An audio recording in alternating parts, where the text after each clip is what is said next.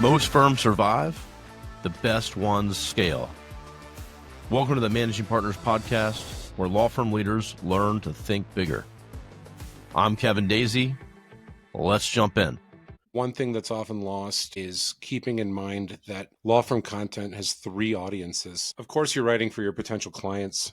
That content needs to resonate with their problems, address their issues, build trust, get them to pick up the phone. And you're also clearly creating content for Google, as you want your website to rank highly, or else no one's going to be able to find that content in the first place. And finally, you're writing content or creating content that for other law firms. You need to present your firm in a professional way. If you're going for the referrals, you need to build trust with those law firms. So you really have three distinct audiences, and it's a tightrope when you're creating content for those three audiences. Because on one hand, you need to demonstrate your legal expertise, but you're also speaking to non-lawyers, and you've got to worry about SEO concerns. So it's a complicated issue. No, it really is. And I was telling David before this, like everything that we do here, SEO and all that, like the content writing piece and the complexities of that is where I'm the least knowledgeable. And I can point out anything else that I see, but you're 100% right. And you're trying to rank, and you're trying to keywords and all this stuff, and then you're also trying to resonate with someone.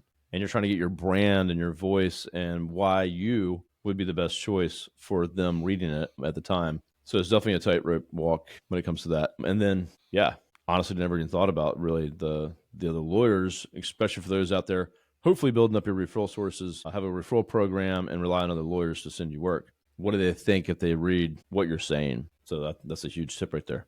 Good stuff. I like it. Well, let's get into learn more about you first, and then we can geek out on some content talk. But how'd you get into this space? And you've been doing this for many years. Oh, man, 12, 13 years now, maybe 14. How'd I get into it? After law school, studying for the bar, making some extra money, I started writing content for an agency that no longer exists in the St. Louis area. And I quickly realized that this was a pretty good fit for my skill set, and also that it was a very untapped market. Watching agencies deal with a team of 20 freelancers, high turnover, different content formats, I realized that there was a market opportunity to streamline that for agencies and become a vendor and work directly with law firms, really operating in the nexus between ensuring legal accuracy in the content.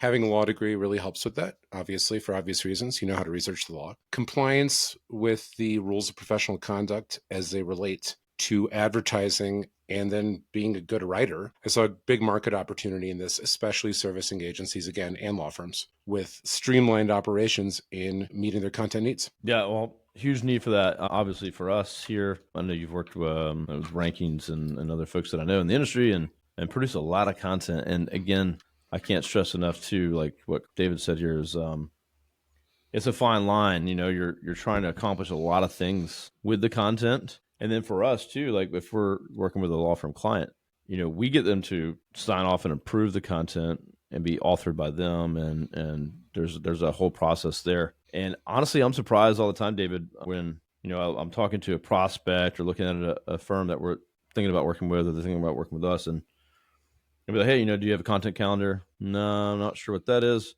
Do you sign off on your content? No. How many blogs are you getting? I don't know. I think some monthly. And they don't even know what's on their website. Sure. That alone, if it's legally accurate or, whatever.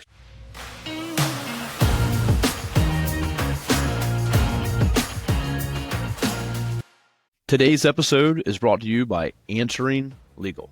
Now I just switched my company, Arato Digital, over to Answering Legal, and it's made my life a whole lot easier. If I can't get to the phone, their 24/7 virtual receptionists take the call and take them through a full intake process, so we never miss new business again. Now, Answering Legal has been at this for more than a decade, and they specialize in answering phone calls for law firms like yours. They even have a brand new, easy-to-use app, and they integrate with all the top legal softwares and platforms. So, for my listeners today, we actually have a special deal of a 400-minute free trial offer of Answering Legal services that you can try out by going to answeringlegal.com/array. You can also call 631-437-4803 and use special code Daisey. That's my last name, Daisey. So go check them out, and let's get back to the show.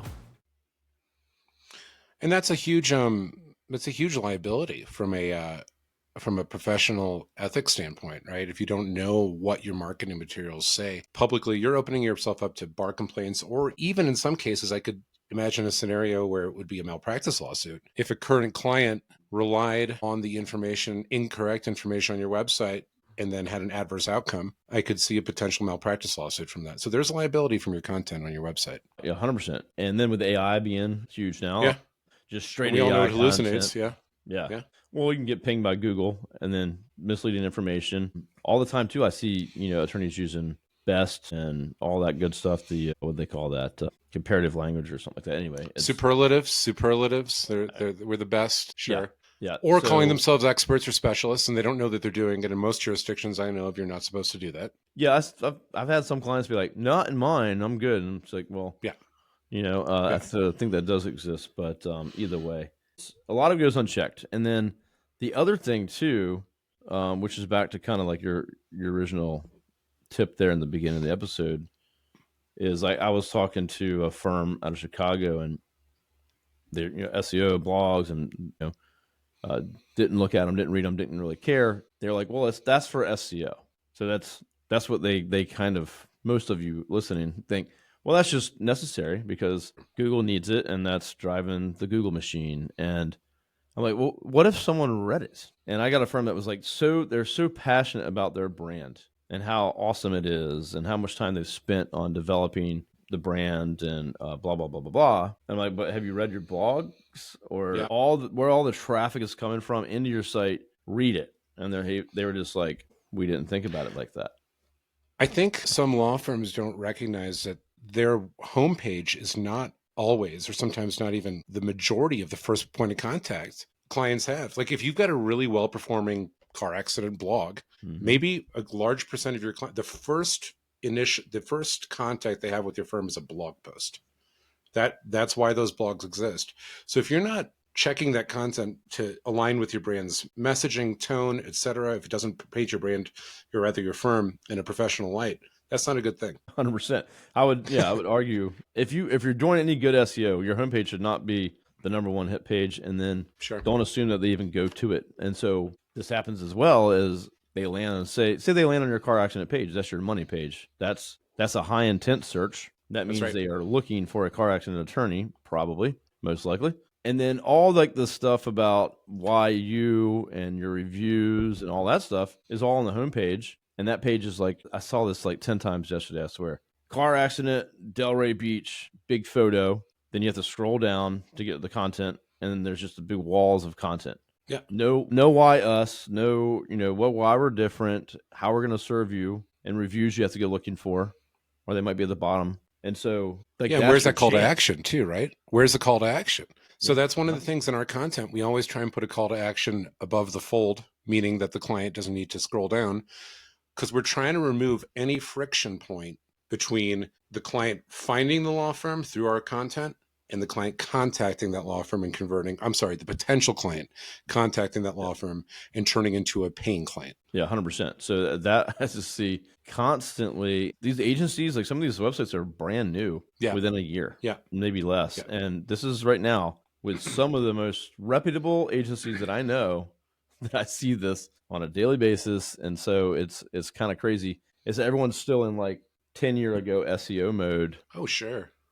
And it's like, man, there's so many changes that we've made in the last year or 6 months even. And to your point, most of your traffic is going to go from your blogs. Then it goes by your practice area pages. And then, homepage is going to be branded search, right? And stuff like that. That's right. So your blogs are getting the most. And what are you doing on the blog page? Like, how are you getting to say, hey, you're reading this material. You should reach out to us. You have other questions. There's calls to actions in the content and also in the design, right? Yes. Yeah. Because in that case, they're reading your page to learn something. If they're on the car accident page, they're not there to learn about car accident law. They need to know that you're trusted, you look professional, have a video on there so they can have a personal connection and convert. That's right. That's it. That's right. And those blogs are I think they're really useful in allowing law firms to target long tail, high intent, low volume search traffic. Someone who Googles who's the best car accident lawyer near me likely has been in a car accident and very likely wants to retain an attorney as soon as possible. So you can figure out a way to rank for that term with a long tail blog post that maybe uses that term in an ethical way. Maybe how to find the best car accident lawyer near you. That's a good chance that maybe it's going to be low traffic, but there's a good chance that most of that traffic is going to convert. Well, yeah, that's the thing. And that's what it's really all about, right? Keyword acquisition, and that all comes with some traffic if you're in the top spots, and you're just stacking that, right? So you're 10 here, 5 there, 20 there, 100 there. That's what makes up my thousands per month in traffic or whatever it may be. So if you're always just going for personal injury attorney, South Florida, good luck, and thinking that that's the only way you're going to win. And personal injury, just using this as an example, I think because personal injury is so challenging because it's so dynamic in what people think, search, and look for versus like divorce, where guess what you're going to search? That's right.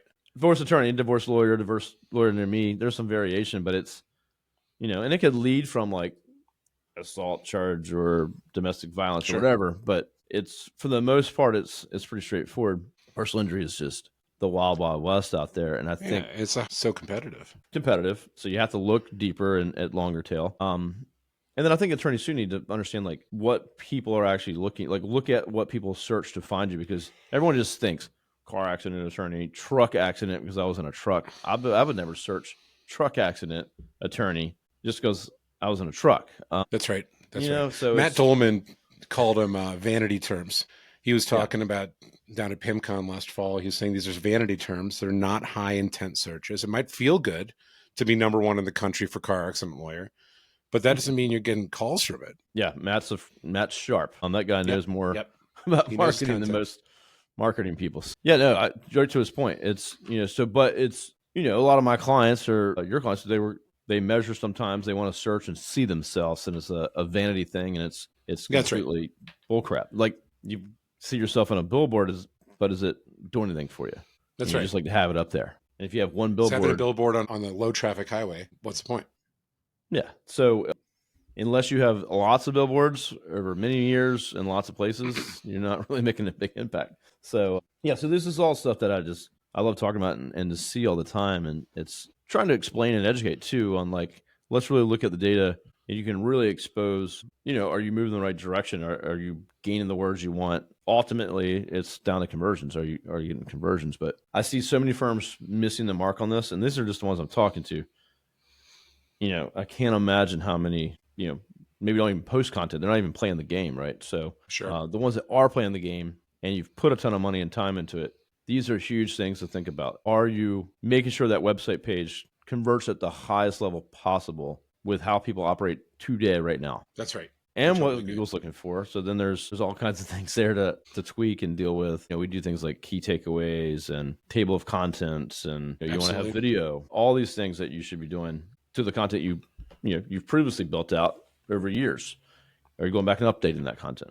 Well, especially with the AI overviews now, like those are above the 0-click searches. So now you got 0-click searches, you got featured snippets, you want to get in that. Now you got AI overviews that they're pulling from current content, which I'm intimately aware of because we're trying to get ourselves into AI overviews and doing pretty well at it. But when you look at the page, I'm looking at it on my other screen right here, you got AI overviews, featured snippet, people also ask, and then your first organic result. So just thinking about organic isn't enough anymore, right? Or 100%. Just thinking about 0-click search. And then you have that stack of AI overview where AI is pulling from, right? So you want to get yourself in that stack too.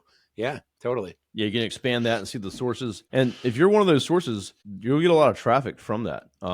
Still, it doesn't mean... what I've seen across the board is people that had a lot of long tail and blog traffic, their traffic went down a lot, but their conversions did not, and in some cases went up. So less traffic, more conversions. In some cases, depending on where you're sitting at. But so yeah, to your point, like I've been doing LinkedIn articles, and I get on the first page of Google for SEO for lawyers, SEO for law firms, digital PR for law firms, all that. I'm like on the first page because the LinkedIn article gets indexed the same day that I post it with my photo on the homepage of Google versus organically. It's almost, it's very challenging to show up for those same search terms. How long does your LinkedIn article stay up there? I have one that's been for over 2 months Really? since it was Okay. published. I'm thinking that might It's have to kind of do. like in what people are saying. So it'll Okay. be like a Jason Hennessy video or a Mm-hmm. Instagram, and then like a LinkedIn of me, and like it rotates through. And Google's constantly changing this stuff. But are you taking content beyond the site too? Like, Reddit's always up there. You have Quora, LinkedIn, Yep. and so it's like, are you showing up in these other areas that are also getting more attention? Which I think is important for law firms to consider too. Like we've been talking about blog content and page content, but creating collateral content for posting on other platforms, whether it's answering questions on Avo, right? Or going into Reddit.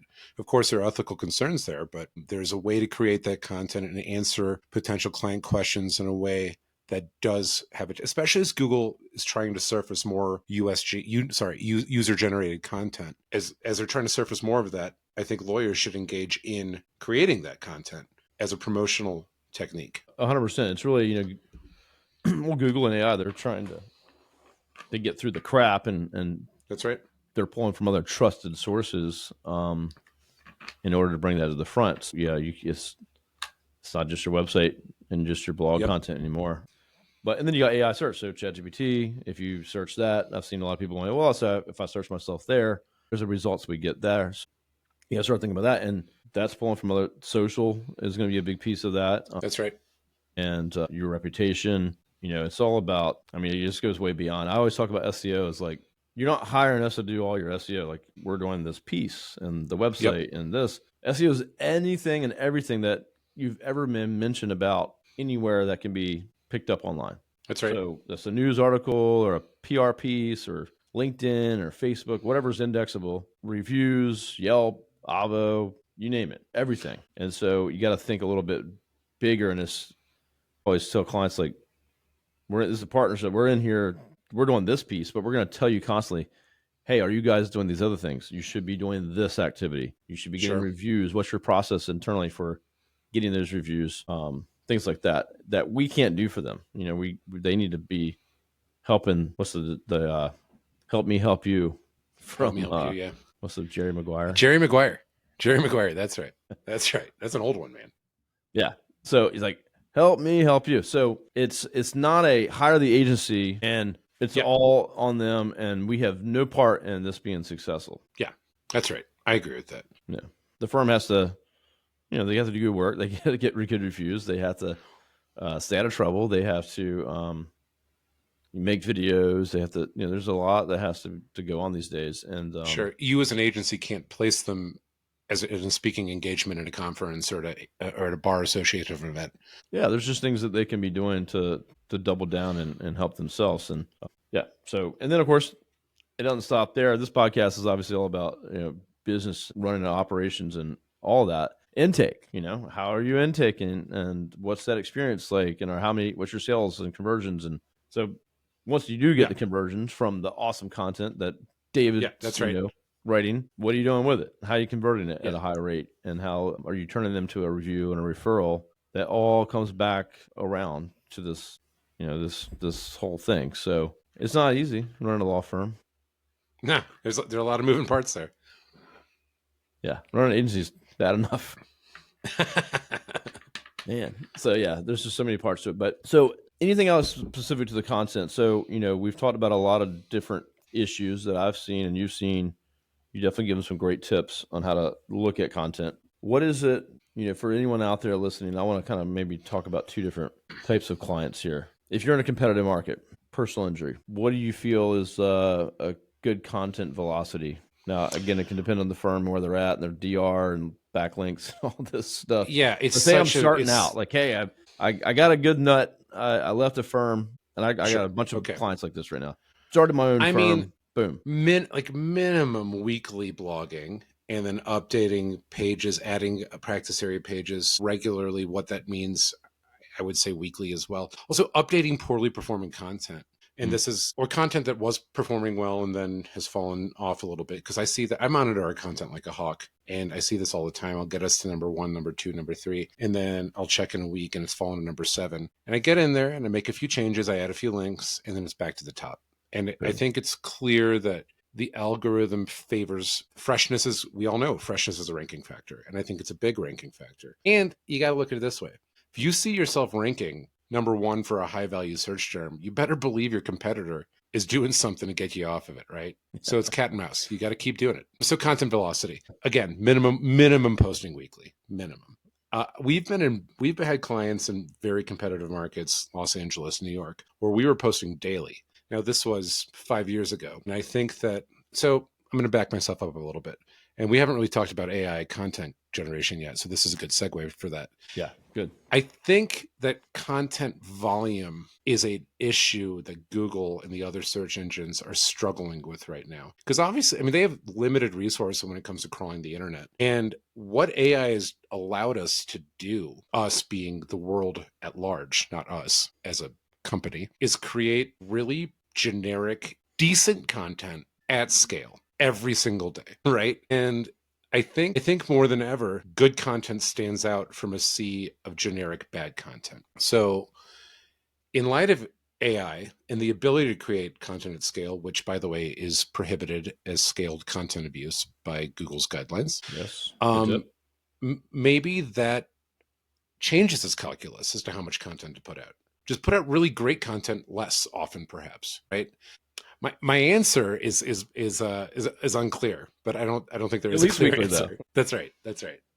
Well, again, bigger firms I know you could put a lot more content, but yeah, I think you go back to the quality of that content and the freshness of that content. And Google wants to serve up the best answer to the person's question or whatever.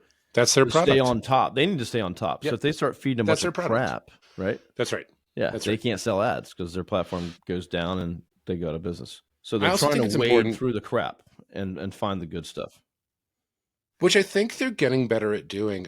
There was it went pretty unnoticed. Back in January, they Google updated their search quality rater guidelines to rate as lowest quality the pages with main content that was obviously AI generated. So that was a quiet change that didn't get a lot of attention until recent weeks, at least in our little neck of this industry. And I think that's like a clear indication on Google's part that it is not going to reward creating content at scale with AI. Sure, 100%. I definitely agree with that.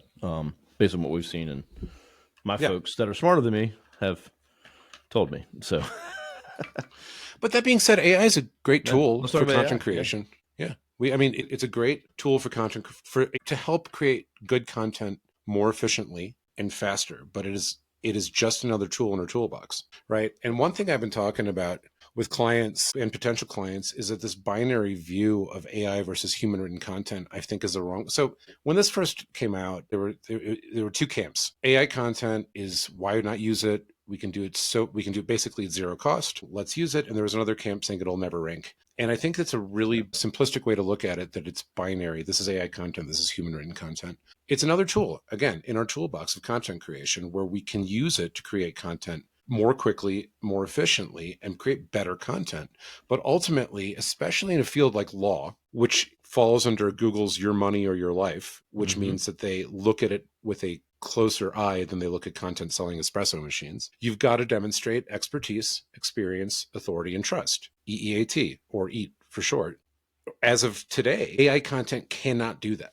It cannot do that. So use AI to outline. Use AI to rewrite your calls to action at the end of your blogs. Use AI to generate a list of common car accident injuries, and then flesh it out with your own knowledge, with your own experience, with your experience of the practice of law. Link to authoritative sources. Interlink within your website. AI is not going to do that for you, right? So like AI is just another tool that will get us closer to finished content, but still human input is a differentiator that's going to get you to that one, because there is still only one top spot on Google, right? Yep. So what's going to differentiate when everyone's going to ChatGPT and saying, give me 1,000 words on car accidents? No, 100%. Yeah, you're trying to win this game, or are you trying to cheat your way around it? Cheating with Google has never worked out well.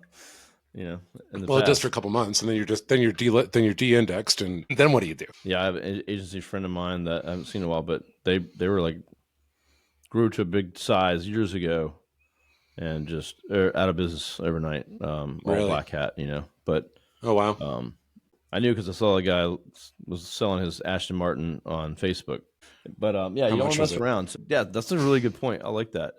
There's only one top spot, and if you're going for that, you need to be the best, right? And you need to have everything figured out. Like not everything figured out, but I mean, process of elimination. That's what we do here. Like we know what Google doesn't like, so let's make sure we address all those things every time, so we know it's not that. They make a change.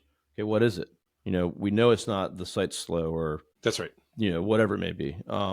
One really great use case we've been using internally for our own content is we'll create a great piece of content. Then we'll use Claude, the Anthropic's AI, to generate a schema markup. And it kicks that schema markup out in 45 seconds, right? And like you used to have to do that by hand. So that's one great use case that is SEO. It is white hat SEO friendly. Use it to create your schema markups. That's going to help Google understand what your content's all about. Yeah, definitely want to have that. That'd be a whole nother conversation. What is schema markup? But Good to point. your point, I mean, yeah. So as an agency, I'm trying to be more competitive. Like we've lowered our prices, our content. AI tools are making things more streamlined, and we want to pass that on to the client. But is using it as tools, like you're saying, and making sure someone's going through the content, adding that uniqueness to it, checking it for ABA compliance, making sure it's linked to credible sources and all that good stuff. So it's fundamentally changed the job for sure. Yeah. Right. But it certainly hasn't put human content creation out of business. Yeah. Yeah.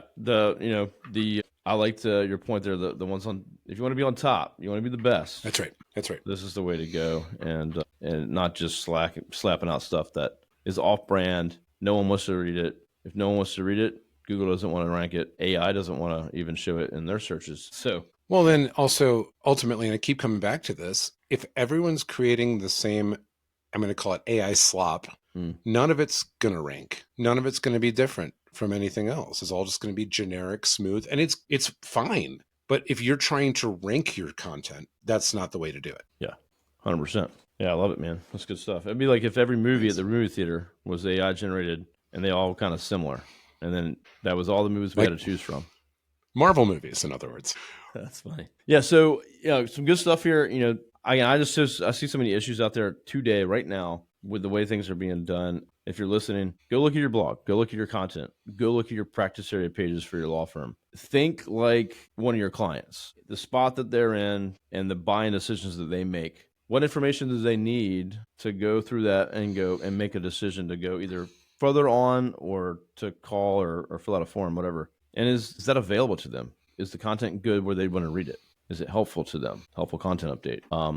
Yeah. And just assess it yourself, not even being an SEO or a content writer. Just look at your stuff and say, hey, does this even seem right to me? You might be surprised. Yeah. Good stuff, man. Yeah, dude, I appreciate you coming on and share. It's we can talk all day about just content for sure. But David, what's the best way people can connect with you? I want them to know about your company and what you're doing. Absolutely. We're www.lexiconlegalcontent.com. You can email me directly at david@lexiconlegalcontent.com. David Arato, as far as I can tell, there's only one more of me in the United States, so I'm pretty easy to find on LinkedIn. I'm the one who doesn't own a gelato shop. Yeah. But we're all, I mean, I should. It's next life. So, and then, we're on all the socials and we're easy to find. Lexicon Legal Content. Awesome. Appreciate that. Yeah. And then always I offer, if anyone wants to connect with him, I can connect you by email, do an introduction by text or LinkedIn or whatever. And 100% up with them. So, well, good stuff, man. I appreciate you sharing today. All my lawyers out there, you're doing a good job running your firms. Pay attention to this stuff. If you're spending a bunch of money on SEO and content, or even if you're doing it in-house or yourself, I'm just like David, love helping anybody, but just look at your stuff. If you want someone to take a look at it, put some second eyes on it, reach out and to either one of us, and we'll gladly do it, point you in the right direction. Thanks for having me on, Kevin. This has been great. Yes, sir. Yeah. Thank you so much. You stay on with me, everyone. We'll see you in the next episode.